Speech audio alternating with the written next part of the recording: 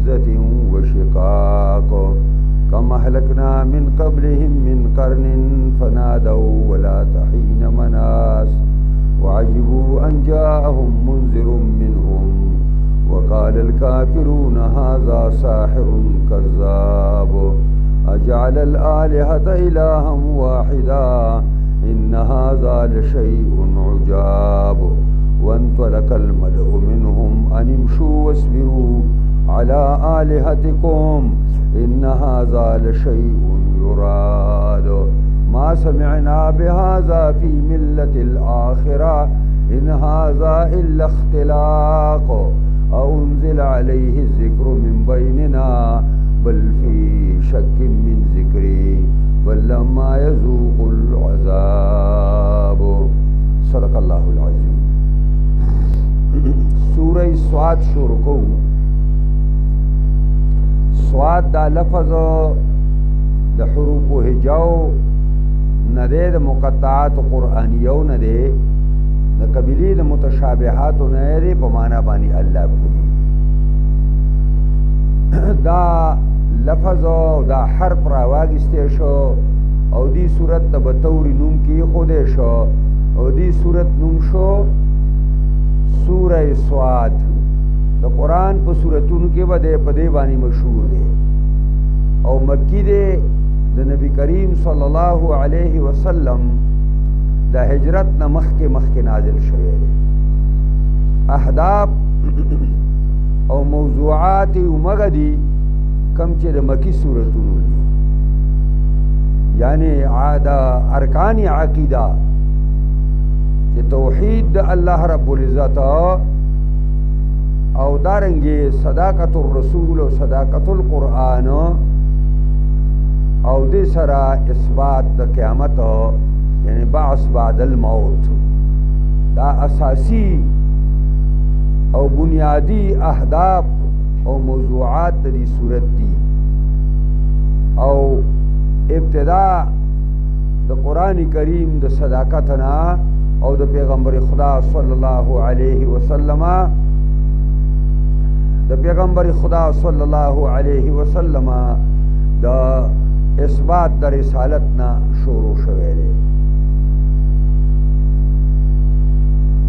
سنچ قرآن وائی دا سی احادیثو کے راگری دی یو جماعت دا سنادیدو دا قریشو دا نبی علیہ السلام تر ابو طالب ترالل او دای مخفل منس کے صلاح کړه چې دې نوجوان سره د دې تر په موجودګۍ کې خبره پکار ده کدا ترې سبا مرشي او مونږ په دوانې لاسو چتاو نو بیا به خلک او چې ترې ژوندې او نوغاګې ورته نه کاو او چې ترې مړ شنو اوس ورسره دا قسم بدسلوکي کوي نو راځئ د دې تر په مخ کې ورسره خبره کوو. دا جرګه د ابو طالب ځای ته راغله او ویل چې ستا د وراره سره موږ خبره کوو. نبی کریم صلی الله علیه وسلم نبی علیہ السلام راوغوښته او ورته ویل چې وراره ستا د قوم اشیاخ او مشران راغلي تا سره خبره کوي. د نبی علیہ السلام دا خیال راغی کہ صدا تر زمار دے تعاون و امداد نلاس راکاگی. نبی علیہ السلام خپشو او سترگو کی اوخ کرالی او ورته ویل چې تر زری خپل مشرانو ته دا خبره کوما که دوی مالا پر یو لاس کې نور کیلی او بلکې سپومای کنا نو چې کما مشن میں شروع کړی دی او کم دعوت میں شروع کړی دی دا په هیڅ قیمت نه پرېږدم. بل ځل بیا د قریشو دا وفد راغی او د نبی علیہ السلام د تر سره بیا خبرې کول غواړي. نبی علیہ السلام خپل وراره راوغوښته او ورته ویل چې دا ستا د قوم مشران راغلي او تا سره خبره کوي. نبی اکرم ورته وفرمایل چې تره زه د قوم د مشرانو ته دا خبره کومه چې یو خبره دوی زما سره ومني او صرف یو زما څه ومني نو به داسې خبره وي چې عرب عجمو باندې به حکومت کوي او عرب به ورله ټکسونه ورکوي نو ابوجهل را پاسېد او ټولو چغې سازې کړې چې لا ابالک ستا پلار دې نه وي یوه نه لس تر سره داسې منو نبی اکرم ویل لس نه یوه او هغه دا چې لا اله الا الله به دا یو کلمه دې راسه ومني بس دوی پاسېل او جامې وڅنډلې او روان شو او ویل دا ناشنا خبره مونږ واورېده چې د ګڼو خدایانو په ځای به یو خدای کار کوي همونږ چې دا بېشماره خدایان د بېشماره کارونو لپاره نیولي دي نو دا ټول کارونه به یو خدای کوي راځئ راځئ د همغه زړه خبره زوتی نو دا ابتدا د صورت په دې باندې ده صاد والقرآن ذی الذکر قسم می دی په قرآن باندې چې خاوند عزت دی ذکر په معنا د عزت باندې مرادي خاوند د پنو د نصیحت دی بل الذین کفروا فی عزت وشقاق دا خبره پرېږده هغه کسان چې کفر یې کړی دی فی عزت دی په غیرت کې وشقاق نو په مخالفت د حق کې کافران په یو ډېر لوی تکبر او په یو ډېر لوی غیرت کې دي او په یو ډېر لوی مخالفت کې د حق نه دي او د قرآن نه دي او د پیغمبر اسلام نه دي حالانکه کم اهلکنا من قبلهم من قرن ډېر هلاک کړي دي موږ مخکې د قریشیانو نه من قرن د اوسیدونکو د زمانو نه او کله چې به عذاب راغی نو پناه ده او چغې به یې سازې کړې ای الله دا عذاب دې واپس کا جواب به راغی ولا تحین مناسن ولا تلحینو حین مناسن نشته ټیم د خلاصي اوس موقع د لاسه وتې ده تاسو چې کومه موقع ونه تاسو هغه ضایع کړې ده هغه چانس تاسو نه خراب شوی دی نو مناس اصل کې په معنا د خلاصي باندې راځي په معنا د فرار باندې راځي په معنا د زیر پناه باندې راځي دا ټولې معناګانې او د الله ته په اصل کې لای نافیه دی او دا تیر دې سره کله کله اضافه کېږي نو د الله نه الله ته ساشي او دا اسم خبر غواړي نو اسم د دې پټ پروت دی لا تلحینو حین مناسن هغه اسم مقدر دی لا تلحینو حین مناسن نه دی ټیم د خلاصي وعجبوا ان جاءهم منذر منهما تعجب کوي دا مشرکان چې راشي دوی ته یرونکې د دوی نه جناب محمد رسول الله هم قریشي دی هم د دوی کې نسب دی او اعلی نسب دی وقال الكافرون هذا ساحر كذاب وای کافران دا پیغمبر چې دی دا جادوګر ډېر لوی جادوګر او لوی دروغجن دی دا جادوګر دی دی په موږ باندې سحر کوي او ډېر لوی کذاب دی حالانکه دا دونه ظالمان دي چې نبی علیه السلام دی کې 40 کاله تیر کړي او نبی علیه السلام ته دی صادق الامین ویو لیکن چې دعوی حق پیش کو دنیا ته نو بیا ورته کذاب وایي لونده ژبه ده په هر طرف باندې تاویږي اجعل الالهة الها واحدا دا چې ورته وویل چې یو کلمه یو خبره دی ویل لس هغه ویل نه یوه کومه یوه اجعل الالهة الها واحدا چې لا اله الا الله ورته ویو خوا ګرځئ دې ګڼ خدایان یو خدای لا اله الا مانا خدا چې بل خدای نشته سوا د یو نه ان هذا لشیء عجاب یقینا دا دی یو شی ډېر ناشنا چې یو خدای به د ګڼو خدایانو په ځای کار کوي دا ډېره ناشنا خبره ده وانطلق الملأ منهم لاړله جرګه د قریشیانو یو بل ته وایي انمشو ځئ جامې وڅنډلې او روان شو او وایي واصبروا علی آلهتکما کلکې منګولې ولګوئ په خپلو خدایانو باندې دې نه پته ولګېده چې پیغمبر خادونه پر اثر او پر زور او په طریقه د دوام باندې دعوت پیش کو پر مکی په کوڅو کې چې کفارو ته سخته یره میلاو شوی وه چې ټینګ شئ په خپلو خدایانو ګورې ان هذا لشیء یراد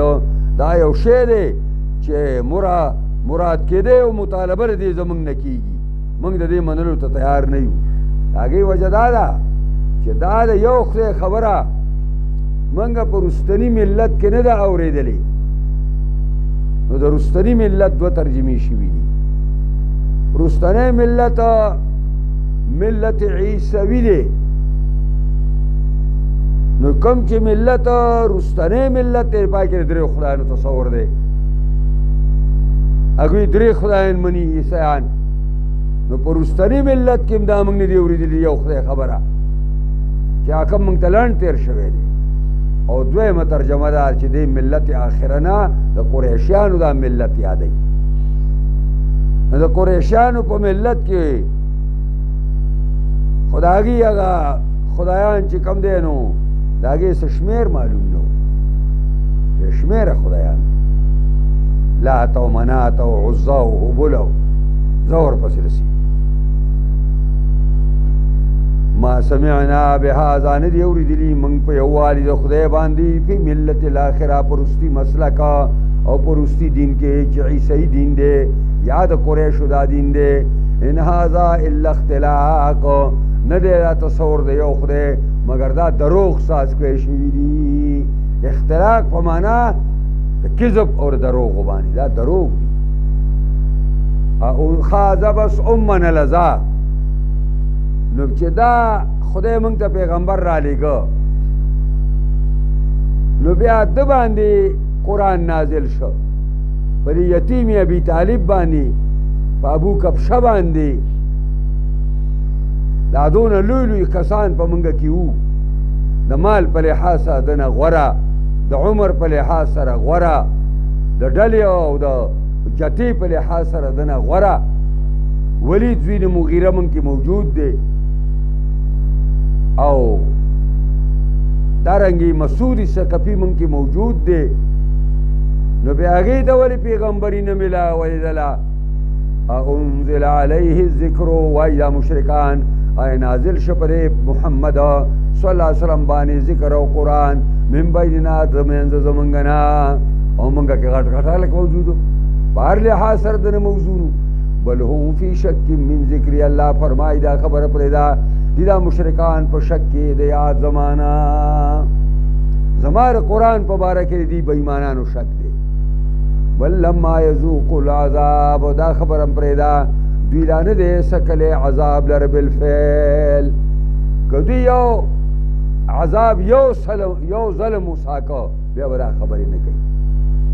ام عندهم خزائن رحمت ربک العزیز الوهاب دا جواب دی دوی چې دا خبرې کوي دا مشرکان چې موږ کې ډېر اهل خلک موجود و بیا په کار دا دی چې هغې ته پیغمبر کړی وی نو الله فرمایي ام عندهما کنه په نزد دې مشرکانو باندې خزائن رحمت ربي خزانې د مهربانۍ د رب زما دي العزیزي چې زورور دی الوهاب او هغه ډېر بخونکی دی او ورکوونکی دی دوی سره د الله تعالی د خزانو کنجیانې دي نو په خزانو کې یو خزانه د نبوت هم ده نو کنجي دوی سره ده چې دا نبوت دوی تقسیموي چې پلانې ډېر حقدار او پلانې حقدارو ام لهم ملک السماوات والارض کنه دوی دپاره حکومت د اسمانونو د ځمکو دی وما بینهما څه چې د دې دواړو منځ کې دي فلیرتقو فی الاسباب پس وریخیږي په اسبابو کې اسمان طرف ته داسې پوړی او اندر پایه د ځان له سازه کې و اسمان ته دي کیږي او بره دي وخیږي ځکه چې وحی هغه ځای کې تقسیمیږي پیغمبري هلته تقسیمیږي جند ما هنالک محزوم من الاحزاب یو فوج په دې ځای کې جندم ما یو فوج د فوجونو نه هنالک په دغه ځای کې شکست خورده دی د مختلفو ډلو نه یعنی ډېر زر ده چې دوی به شکست خوري او دا بدر ته اشاره ده چې په بدر کې الله تعالی دوی ته یو زبردست شکست ورکړه چې 80 تنه ترې مردار شو او 80 تنه ترې قید کړه باقي وتښتېدل او 1000 جرار فوجو او د رسول الله صلی الله علیه وسلم سره جان نثاران صرف 313 کسان کذبت قبل خو پیغمبر خواته الله تسری ورکوي کذبت قبلهم نسبت د درو کړو مخکې د قریشو نه قوم نوح قوم د نوح علیه السلام نوح علیه السلام ته وعاد او عادیانو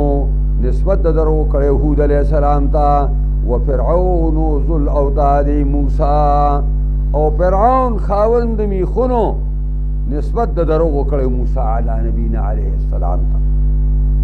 اوتاد د وتد جمع ده وتد په عربی کې موږ ورته پښتو کې میخ وایو خاوند میخونو نو دې ګڼې ترجمې دي یو ترجمه دا ده چې د میخونه ډېر دي نو میخ هغې ته م وایي چې هغه سړی تنبو لګوي او د هغې دپاره د اوسپنې نه دونه میخونه ساز کړي وټاکوي نو د پوجونه ډېر زیات دي چې پوج ډېر دی نو تنبوان یې ډېر دي او چې تنبوان یې ډېر دي نو د هغې دپاره پړي ډېر دي او چې پړي ډېر دي نو د هغې دپاره میخونه هم ډېر پکار دي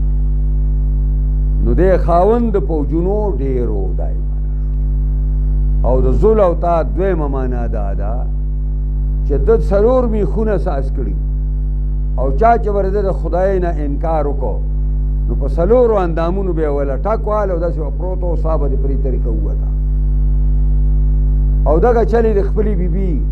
حضرت آسیې سره هم کړی و چې په 4 اندامونو باندې ورته میخونه ټک وهل او په دې طریقه باندې هغه په شهادت باندې ورسوله دونه لوی ظالم و چې د وینې تویولو به وله خوند ورکوو په دې کې د هېڅ چا لحاظ بیانو وثمودو او دارنګي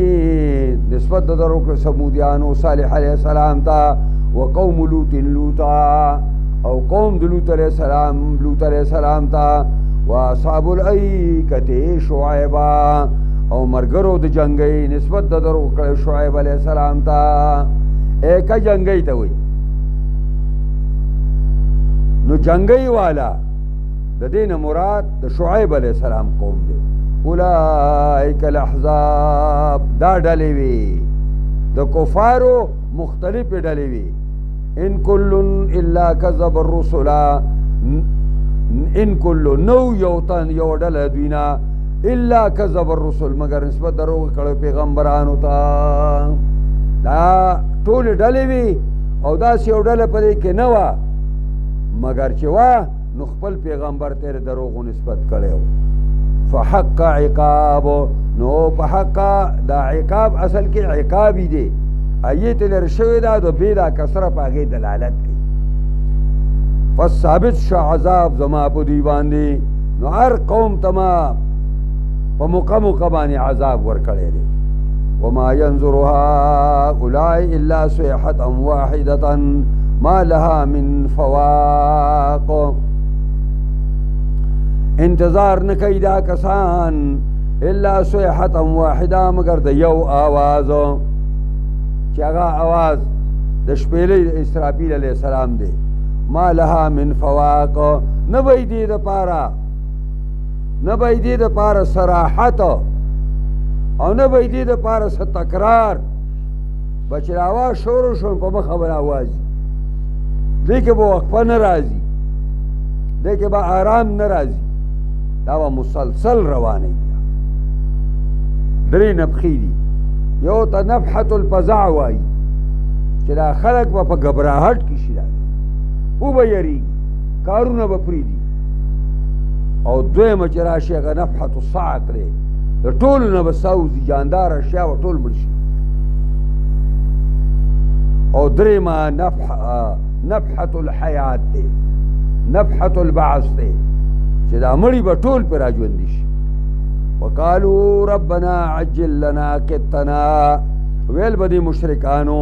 ای زمونږ ربه په تلوار راکې مونږ ته هغه برخه زمونږه د عذابو قبل یوم الحساب، مخکې د ورځې د حساب کتاب نه. دا پیغمبر چې وایي چې که نه منې داسې به عذاب راشي او داسې به راشي، بس رایې که ربه مونږ ته د قیامت نه مخکې اصبر علی ما یقولون. پیغمبر صبر کوه، تسلی ورکوي، صبر کوه پای چې مشرکان وایي واذکر عبدنا داود ذا الأید، یاد کا بنده زما داود علیہ السلام ذا الأید چې و خاوند قوت، د عبادت کې ولې یو زبردست قوت الله ورکړی و. یو ورځ به ټول عمر روجا او یو ورځ به بوزا او تقریبا شپې تقسیم کړې وه، نیمې شپې پورې تقریبا دا به په عبادت کې لګوله. نو ذل ایدی فی العباده، دا خاوند د لوی قوتو په عبادت کې،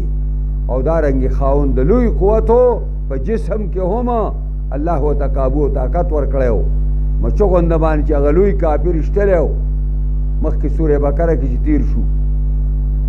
نه هیر دي، د مچه غوندې په ګزارې وي څه ویړو او لویه بلا وه.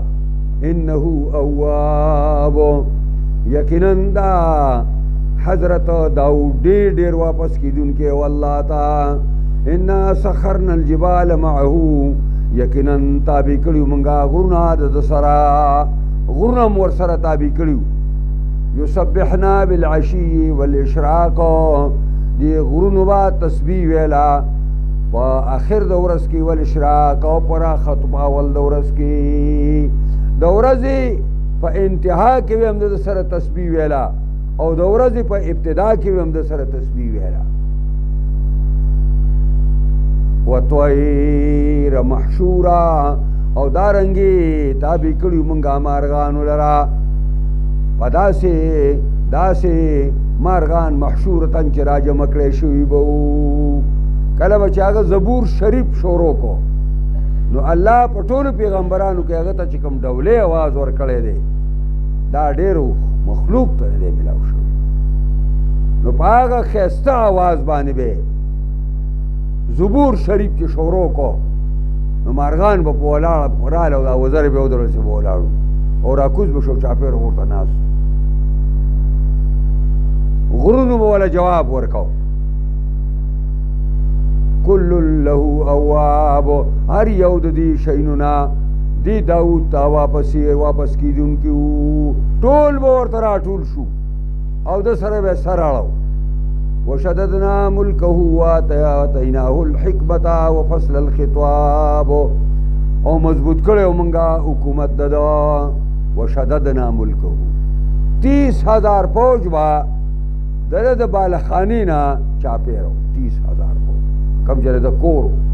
او کومه دارالسلطنتو او ایوانو، 30,000 به راګې نه چاپېره فوج کړو. واتیناه الحکمة، او ورکړی مونږ ته علم هم ورته ورکړی و، یعنی اصابت فی القول والعمل هم ورکړی. پرون مې د حکمت ترجمه کړې وه چې الاصابة فی القول والعمل وفصل الخطاب، او ورکړی مونږ ته یو بیان فاصل، فصل بیان او خطاب هم وی بیان. نو الخطاب الفاصل او خطاب بیان ته وی، یو سړی وی کنه وفي نفسي حاجات وفيكم فتانة وسکوتی بیان عندها وخطاب دا خطاب د بیان پر هغه شعر کې بدل لیتے نا تفسیر دے راگے دا پارا او دیتا خطاب فاصل اغدا چې دا حضرت داود نمخ کے چې بچام تقریر کو نو بس امدو سے بے شروع کرنو داود علیہ السلام لا اللہ دا یو خصوصیت ورکو چې دا ونحمده ونصلي على رسوله الكريم اما بعد فاعوذ بالله من الشیطان الرجیم دا اما بعدو دا خطاب فاصل دے دا اللہ غلہ ورکڑے ہو امنگو تاسم دا وائی دا سنت داودی دی وَهَلْ أَتَاكَ نَبَوُ الْخَصْمُ آیا راگلے دیتا تا خبر دا جگڑ مارو استصور المحرابا اغوخوچ اخطل دا جگڑ مارو بالخانیتا از دخلو علی داود اگا وخوچ رادن نشودی پا داود علیہ السلام پا پزع منہو پا گبراہٹ کے شود دوینا قالو دی ورطوی اللہ تخپ میرے گا خسمانی بغا بازونا لا بازنا منگا جگڑ ماریو زیادے کڑے بازی زمنگا پا بازو فحکم بیننا بالحق پیسلو کا زمنگا پا منس کی پا حق سرا پا عدل سرا ولا تشتوتا زیادے مکوا وحدنا الى سواء الصراط خونو کا منگتا لاری برابرتا اب بیان کئی لگیا دے خدا مسئلہ دا سرا کہ مفسرین پر ایمان دیر لکل کری داود علیہ السلام دا سکڑیو صحیح خبر دادا چې دا خپل کوری تقسیم کړو چې بلې 24 غنټې کې بلا سه ټیم نه راځي چې زما د کور یو بنیادم با په عبادت خانه د کور کې ناس نه چې مونږ کوي او یا ذکر او اذکار کوي نو دا یو سلسله جاری کړه او دا سلسله کامیاب روانه ده یو ځل دا سړی کې رااله چې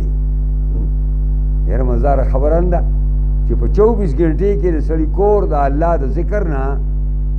او د الله د عبادت نه خالي نشي نو الله ورته ویل چې داود دا زما فضل دی دا زما رحمت دی پتا باندې چې دا سلسله دی جاری ساتلې ده که زه د خپل تفضل او مهرباني او منټ ته پاروالم ته به دا سلسله جاری ونه ساتي نو چې د ده کم ټیم دی چې دی به خلوت خانې ته ننوځي او دی به عبادت کوي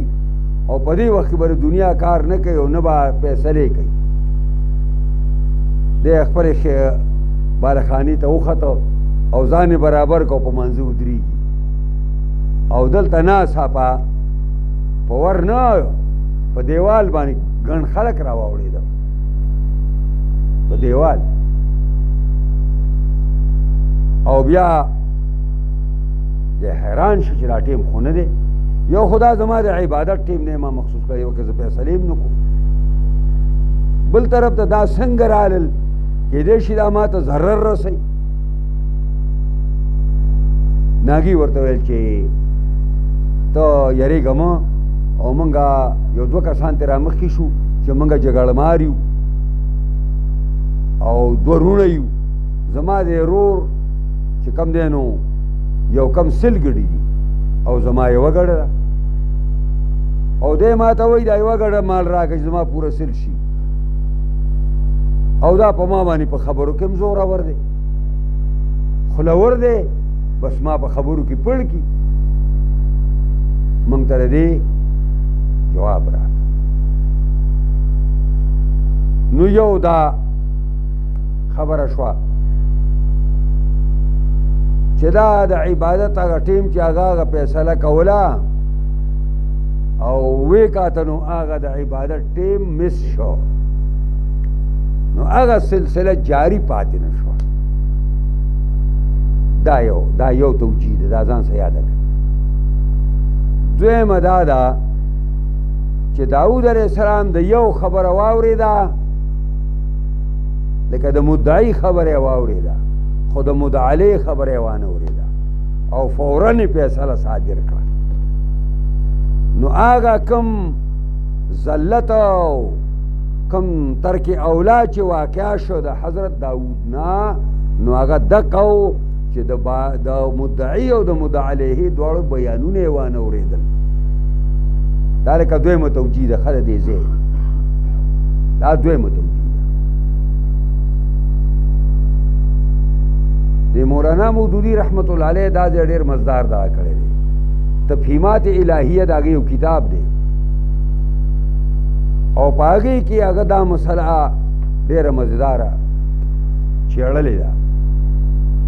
او دا یې پکې لیکلي دي که قرآن نه وی نازل شوی د سلیمان علیه السلام او داود علیه السلام لمن یهودو ملعونانو خبیثانو دومره ګنده کړې وه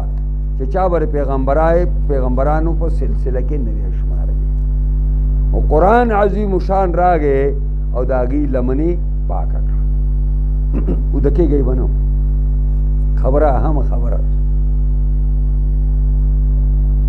مولانا مودودي رحمت الله علیه وایي یا د ذهن خبره ده د انسان د چا ذهن چې صفایي او داسې یو واقعه وشي نو اوله ښه محمل ګوري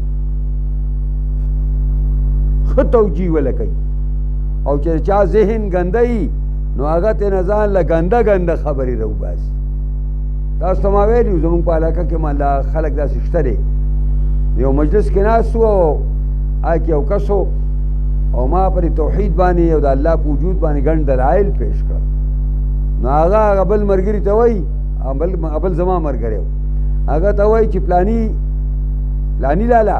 دې موري صاحب زبردست تقریر وکړو زه خوشحاله شوم مال ځکه خیر دی خدای راکړي هغه ته ځان له داسې خبرې راوځي چې کوپر خبرې وي نو دا ذهن د ګندهتوب خبره وي مولانا وایي چې چا ذهن ګنده وي لکه دا یو خبره خلکو مشهوره کړې ده چې د حضرت داود په کمانډرانو کې یو کمانډر دی ایریا د هغه نوم دی او د هغه بیبي ډېره مزېداره وه او دا به بس ده به چېرته لیدلې وه او دا به یې کله یو ځای له لېږه او هلته به یې کمانډرانو ته چې دی مورچې ته مخکې چې مړ شي او بل ته و چې دا قسم ګنده خبرې یهودو په دې حاشیې به یې خېجولي لوی لوی حاشیې پې ساجي کړي نو مولانا وایي چې دا د دې هغه د لوښی چې ګنده وي د هغې نه خبرې هم ګنده راوځي ښه توجیهګانې دغه دوه چې ما تاسو ته وکړې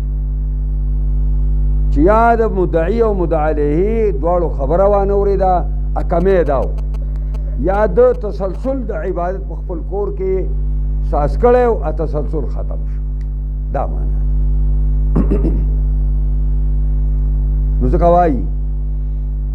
هل اتاک نبأ الخصم آیا راغلی دی تا ته هغه قصه او خبره د جګړمارو استصور المحراب هغه وخت چې وختل بالخانې ته اذ دخلوا علی داود هغه وخت چې رادن نشو په داود علیه السلام ففزع منه په غبرهټ کې شو داود علیه السلام د دوی نه قالو دوی ورته لا تخف مه یریږه خصمانې موږ دوه جګړمار یو بغا بعضنا بعضن ظلم کړی بعض زموږ په بعضو باندې فاحکم بیننا بالحق فیصله وکړو زموږ په منځ کې په حق سره ولا تشفت ظلم به نه کې زیاتې به نه کې او وحدنا الی سواء الصراط خون او کومنګه لارې برابر ایو شروع شو چې ان هذا اخي دا زما ورور دی له 99 نعجة د پاره یو کم سلګړي دي ولي نعجة واحده او ما د پاره یو غړه ده فقال زما دارور ما توای دا یو کم سلګړو والا چې اکفلنیها ما کفیل او زمدار ساس کا د دې غړي دا غړم زما په کفالت کې راکا دا ما ترا ولکا وعزني في الخطاب او دې زورور دې په ما باندې په خله کې او په جبه کې په خبرو کې را باندې زورور دې ډېر لفاظ دې اوس حضرت داود ورته وایي قال ویل داود علیه السلام لقد ظلمک بسؤال نعجتک الی نعاجه او سړیا تا زیاته کړې دي په سوال کولو دا ګړستا الی نعاجه ګړې دتا دا خو تعالی لقد ظلمک یقینا دې ستارور ظلم کړي پتا باندې په غختلو د ګړستا لرا په داسې حالت کې چې پیوش شي او شامل شي ګړو د سره او بیا قرآن وی وَإِنَّ كَثِيرًا مِنَ الْخُلَطَاءِ یقینا ډېر د شریکتیانو نه دا اوس عام خبره ده چې په دنیا کې څونه شریکتیان دي نو پای کې اکثریت دا دی چې یو بل څه زیاتې کوي وَإِنَّ كَثِيرًا مِنَ الْخُلَطَاءِ یقینا ډېر د شریکتیانو نه لیبغي بعضهم علی بعض زیاتې کوي بعضې په بعضو باندې د یو بل حق تلفي کوي الا الذين امنوا وعملوا الصالحات مگر کسانو چې ایمان راوړی او عمل د نیکۍ کوي نو کو دې شریکتیان می نو په یو بل زیاتې نه کوي وقلیل ما هم خو برابر ګورې ډېر کم تا ته میلاو شي داسې د خولي مسلمانان به ډېر یو بل سره د کندو نه وغورځوي وظن داود ګمان وکړو داود علیه السلام چې انما فتناه منگا خامخا ازمائش کی واچو منگا خامخا ازمائش کی واچو دلرا د داود علیہ السلام دا خیال راگے چې دا الله زپاغ امتحان کی واچولم چې ما ته ویلو چې داود کدا سلسله ز ټینګ نه کما نو تین شو ټینګولې یاده پوه شو چې دا خو ما باندې ازمائش کی واچولې شوما چې ما دا مدعی خبره واوریدا او د مدعی خبره مینه واوریدل او ما حکم صادر کا فاستغفر ربه پس بخنه غوښتل خپل ربنا وخر راکعا پریوت رکوع کوونکې واناب او راجی شمنګتا فغفرنا له ذلك پس معاف او بخنه وکړه منګه دا نام سلام مرته معاف کړه وان له عندنا لزلفى وحسن مآب یقینا د داود د پاره پنځ زمنګ باندې لزلفا او ډېر لوی قربت او نږدېواله او حسن مآبنا او خزه د واپسې یا داود انا جعلناک خلیفة فی الارض اے داود یقینا منګه ګرځولې تعالی را خلیفہ په ځمکه کې چې تبا تنفیذ د احکام زمنګ په خلکو کوي تبا زمان آئی بھی فحکم بین الناس بالحق فیصلہ کوا پمنزو د خلقو کی په حق سرا ولا تتبع الهوا مطابقی گر خپل خواهش په فیصلو کی ويذلک عن سبیل الله گمراه بکی تا د لارې او د دین د الله نام یو بادشاہ عباسی خاندانو کی یو عالم توئی چې دا راته ووایا چې خلک داسې وایي چې د خلیفه سره به حساب کتاب نه کي نو دا څنګه چل دی نو هغه ورته ویل چې دا قرآن واوره نو یا داود انا جعلناک خلیفة فی الارض خلیفة فی الارض فاحکم بین الناس بالحق ولا تتبع الهوى فيضلك عن سبيل الله او ته چې خلیفہ سکی نو به ته ټول معاف دي ان الذين يضلون عن سبيل الله یقینا کسان چې گمراه کیږي د دین د الله نه لهم عذاب شدید ته سبب پینې داګي د پر عذاب سخت دی بما نسو یوم الحساب وسبب داګي چې دوی ایرا کړی دا ورځ د حساب کتاب وما خلقنا السماء والارض وما بينهما باطلا نه پیدا کړی موږ اسمان او ځمکې لرا سچې دواړو منځ کې دي عبس دا نه ده چې دا دومره لوی اسمانونه سازول دونه لوی ځمکې سازول او د دې په منځ کې دونه مختلف مخلوقات پیدا کول دا ټول موږ عبس کار کړی نه پیغمبر خوا بر شمېره ووته او بره اسمان ته به یې وکاته بیا یې ځمکې ته وکاته ستورو ته به یې وکاته ربنا ما خلقت هذا باطلا سبحانك فقنا عذاب النار اے الله دا دومره لوی اسمان او ځمکه او دا مخلوقات تا بس نه پیدا کړي دا د حکمت باندې پیدا دي ذالک ظن الذین کفروا دا چې دا مخلوق اسمانونه او ځمکې او مخلوقات ابس پیدا دي ذالک دا ظن الذین کفروا دا ګمان د کافرانو دی چې دا ټول عبس پیدا دي فویل للذین کفروا من النار پس هلاکت دی کسان لرا چې کافران دي د اورنا ام نجعل الذین آمنوا وعملوا الصالحات كالمفسدين في الارض ام نجعل المتقین كالفجار کنا ام نجعلو کنا گرزو منگا کسان چی ایمان روڑے و عمل دنی کو کئی كالمفسدين في الارض پشان د پسادیانو پزمکا کی یو طرف تے سڑے مومن دے او عامل دے اعمال صالحہ کئی ما مومن کامل دے او بل طرف تے سڑے پزمکا کی فساد برپا کئی لوی فساد پزمکا کی دا دے چزمکر پیغمبرانو علیہم السلام پا ہدایات و تعلیمات و باندی سازشی او ددگا ہدایات و تعلیمات و بزیبانی علتا شیطانی تعلیمات خلق رہو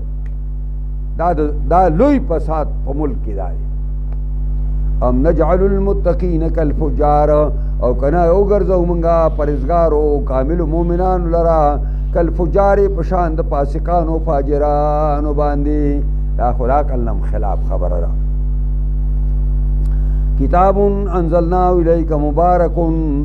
لیدبروا آیاته ولیتذکر اولو الالباب کتاب دا قرآن یو کتاب دے انزلناه الیک نازل کړی دی منگا دیل رتا تا دا قرآن یو کتاب دے پیغمبر تا تا منگ نازل کړی دا ستا کتاب نه دی دا تنزیل دی زمونږ د طرفا مبارکن د خیر او برکت ډک کتاب دی قرآن د خیر او برکت ډک کتاب دی او قرآن چې راغلی دی نو د قرآن د راتللو مقصد څه دی دوه خبرې دي دوه لیدبروا آیاته دې دپاره چې سوچ وکړی شي په آیاتونو د قرآن کې د دې کتاب په آیاتونو سوچ وکړی شي حسن بصری وایي په آیاتونو کې د تدبر معنا دا نه ده چې دا حروف یاد کا او په تجوید یاد کا دا دې ښه کار کړی وکړو خو دې دپاره نه راغلی دې دپاره راغلی دی چې د دې حلال او حرام جایز او ناجایز د حق او د باطل په منځ کې دا فرق په دې سوچ وکړه او دویم دا چې قرآن دې دپاره راغلی دی ولیتذکر اولو الالباب چې پنه او نصیحت قبول کی خاوندان د خالص عقلونو الباب جمع د لب دا لب مغز ته ویلی کیږي لب خالص شی ته ویلی کیږي الکه وی دی لب و لباب دا شو یعنی خلاصه دا شو مقصدی اصلی دا شو دا ایمان آده وهبنا لداود سلیمان بخلیو منگا داود علیہ السلام تا سلیمان یعنی ورکڑیو منگا داود علیہ السلام تا بشمار بچی ورکڑی دشمار نبارو حکم چې پکې بچی منگ ورکڑیو ناغا سلیمان چې وراثت دینی یوړو حکومت په وراثت کې یوړو نعم العبد سو بہترین بندہ سلیمان